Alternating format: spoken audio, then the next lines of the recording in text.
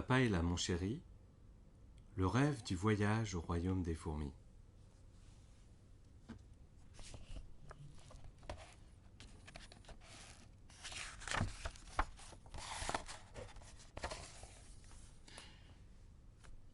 Il était une fois dans la Chine antique un homme nommé Shun Wingfeng qui aimait se réunir et boire avec des amis sous l'abri d'un vieux sophora, juste devant sa maison.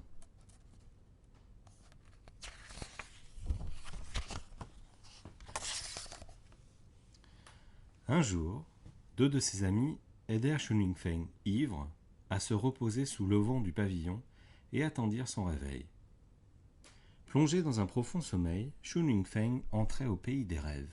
Tout à coup, deux messagers, vêtus de violet, s'approchent de lui, s'agenouillent et lui annoncent « Le roi du royaume des fourmis nous a envoyés à votre rencontre. »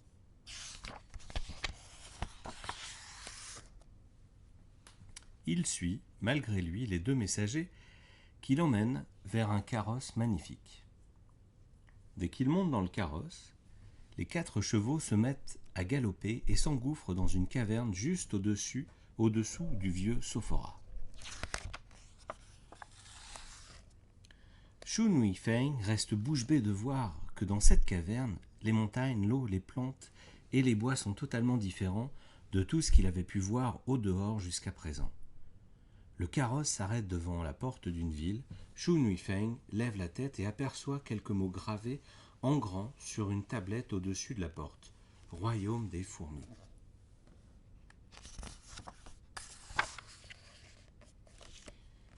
Les messagers l'emmènent jusqu'au roi.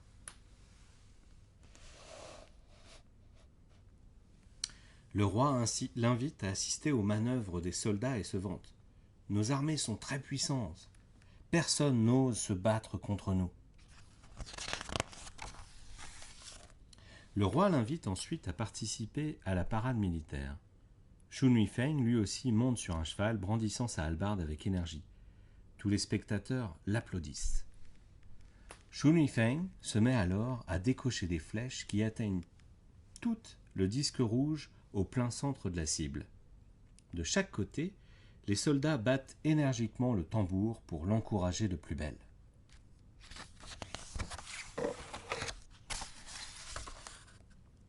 Ravi, le roi invite Shun Wingfeng et d'autres mandarins civils et militaires à participer à la chasse dans la montagne Lingui à l'ouest de la capitale.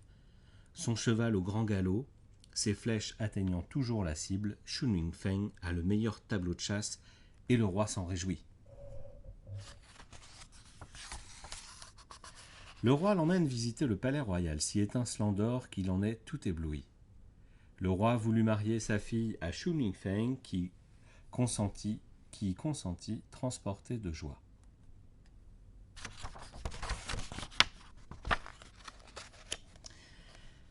Et voilà qu'arrive le jour du mariage.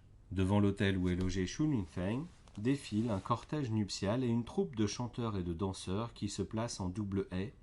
Les cadeaux sont tous exposés en ordre. Les amies de la princesse viennent à l'hôtel toutes curieuses de voir le nouveau marié. Puis, 3 hommes élégamment vêtus viennent parer Shun Wingfeng de son costume de nouveau marié. Tout à coup, on commence à battre le tambour et à jouer de la musique dans le palais royal. La cérémonie solennelle du mariage de Shun Wingfeng et de la princesse a lieu. Après le mariage, le roi convoque Shun Wingfeng et lui dit « La préfecture de Nanke est notre importante région frontalière. Je t'envoie la défendre et veille bien à ce que nous ne soyons pas envahis par nos ennemis. » Étant devenu préfet, Shun Wingfeng entraîne chaque jour ses soldats aux arts martiaux. Un jour, Sa Majesté le roi envoie un messager à la préfecture de Nanke pour faire savoir sa volonté. Shun Wingfeng doit prendre la tête de ses troupes et attaquer le royaume Tanluo.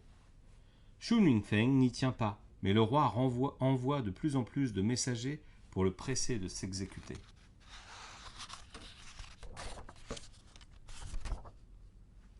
Ne pouvant faire autrement, il part à la tête de ses troupes. Xu Mingfeng envoie le général Zhu Bian, commandant d'une partie des troupes, encercler la capitale du royaume Tanluo. En fait, le royaume Tanluo était déjà au courant de leur projet et s'était tenu prêt pour attaquer le camp de Zhu Bian pendant la nuit. Le général se sauve en toute hâte sans même prendre le temps de mettre son armure. Xu Mingfeng exhorte ses troupes à faire reculer l'ennemi et à encercler à nouveau leur capitale.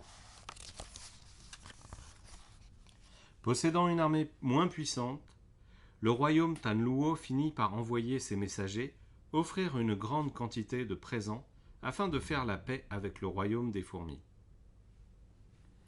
Peu de temps après, la princesse meurt de maladie à la préfecture de Nanke. Xu Mingfeng en est très chagriné. Il accompagne le cortège funéraire de la princesse jusqu'à la capitale.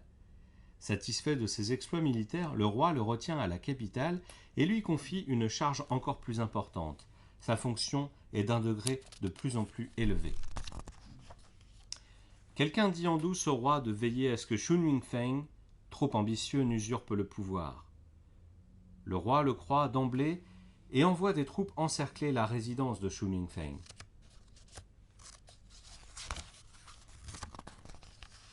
Xu Mingfeng est amené au palais royal. Le roi lui annonce avec froideur « Voilà une vingtaine d'années que tu as quitté ton pays. Il est grand temps que tu y retournes. » Sans attendre sa réponse, 2 gardes royaux l'emmènent jusqu'au carrosse. Xu Mingfeng éclate en sanglots devant cette injustice.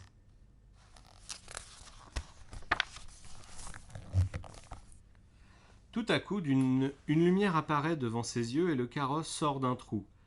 À la vue de son pays natal qu'il a quitté depuis déjà 20 ans, il ressent un sentiment mêlé à la fois de joie et de tristesse. Le carrosse s'arrête devant la porte de sa maison et les 2 gardes l'envoient d'un grand coup de pied à l'intérieur. Xu Mingfeng, réveillé en sursaut, ouvre grand les yeux et aperçoit un ami assis près de lui, en train de se laver les pieds et un autre en train de nourrir les chevaux, tandis que le soleil couchant éclaire le mur ouest. Il se redresse, reprend rapidement ses esprits et raconte les aventures qu'il a vécues dans son rêve, au grand étonnement de ses 2 amis. Xu Mingfeng cherche avec ses amis sous le vieux sophora la caverne de son rêve.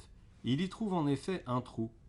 Il creuse tout autour du trou et découvre qu'il conduit à un espace très vaste dans lequel des milliers de fourmis s'activent dans tous les sens. C'était bel et bien là le royaume des fourmis.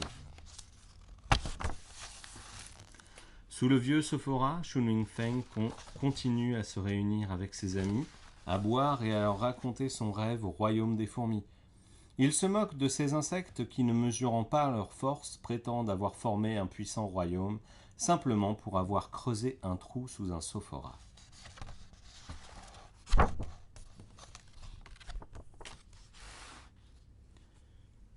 Bonne nuit les enfants.